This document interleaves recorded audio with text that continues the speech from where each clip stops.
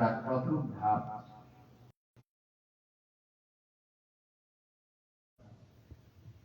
গুরুত্বপূর্ণ পর্বে দিনই গুরুত্বপূর্ণ ও শুকর আদায় করি বলে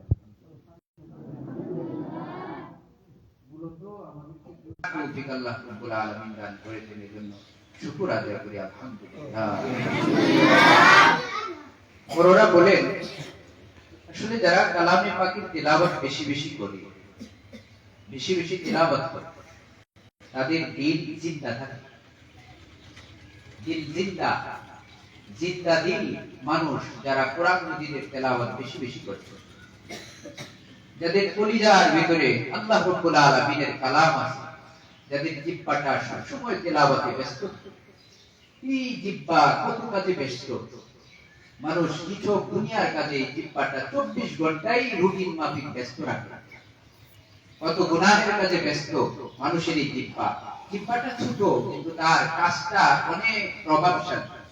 একটা কথার কারণে মানুষ ওইরকম ভাবে রক্তাক্ত পরিবেশের সৃষ্টি করে।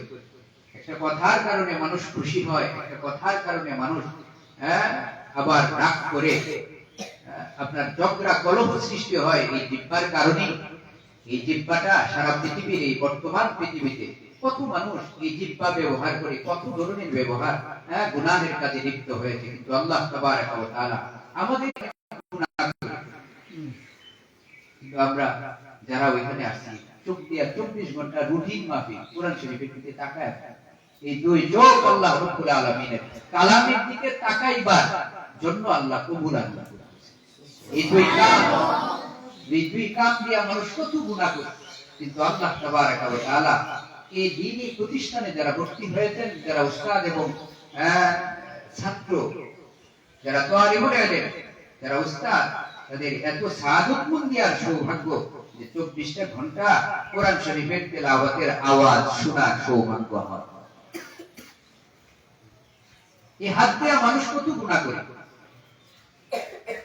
অন্য মানুষের উপরে আক্রমণ করে, রক্তাক্ত করে, মানুষ কত ধরনের কাজ করে, জুলুম করে, অন্যায় করে।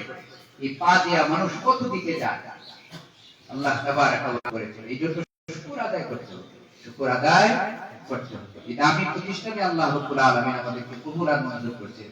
এই দামি প্রতিষ্ঠানের দামটা বুঝবো কি কারণে।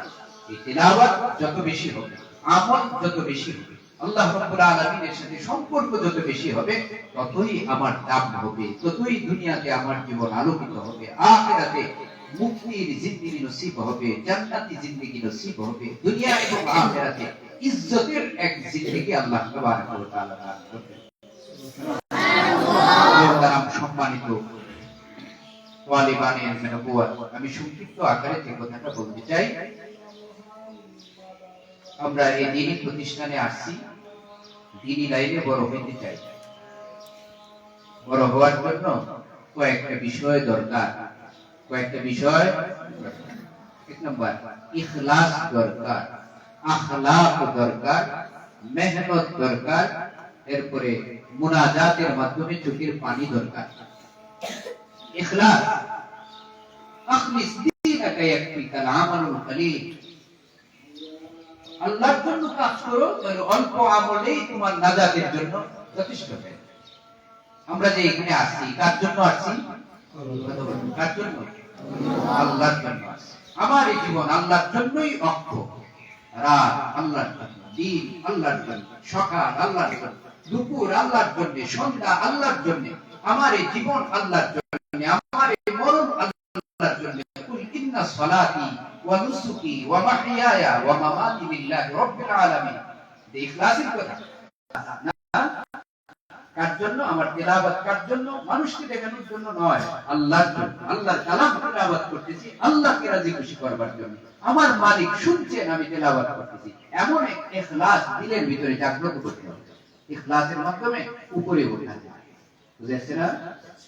দুই নম্বর আখলাক সুন্দর করতে হবে। আখলাক চরিত্রটা গঠন করতে হবে সুন্দর করে। চরিত্র গঠন করবো কিভাবে? গুনাহমুক্ত জিন্দেগি যাপন করার মাধ্যমে। চোখটা যেভাবে আল্লাহ রাব্বুল আলামিন চোখের ব্যবহার, কানের ব্যবহার, হাতের ব্যবহার, জিহ্বার ব্যবহার, অন্তরের ব্যবহার, চিন্তার ব্যবহার, আমার আচার আচরণ উচ্চারণ, আমার এই 24 ঘন্টার জিন্দেগি কোরআন এবং সুন্নাহ যেভাবে বলে আপনার কি করতে, ব্যবহার করতে, ওইভাবে যদি আমি আমার নিজেকে পরিচালিত করি, তাহলে আমার আখলাকটা ভালো, আমার আখলাকই ভালো। এই আখলাক দ্বারা কুরআন মাজিদের তেলাওয়াতের স্বাদ পাওয়া যাবে, কুরআন মাজিদের সাথে সম্পর্ক গভীর হবে। আর কুরআন মাজিদের সাথে যখন সম্পর্ক গভীর হবে, আল্লাহর কালামের সাথে সম্পর্ক গভীর হয়ে যাবে, আল্লাহ রাব্বুল আলামিনের সাথে সম্পর্ক গভীর হয়ে যাবে। তখন আমি বড় হওয়ার এক নম্বর মাধ্যম ইখলাস, যা করব আল্লাহর জন্য করব। আর ইখলাস এবং আখলাক 3 নাম্বার কাজ, মেহনত করব, মুজাহাদা করব, চেষ্টা করব। বুঝাচ্ছে না?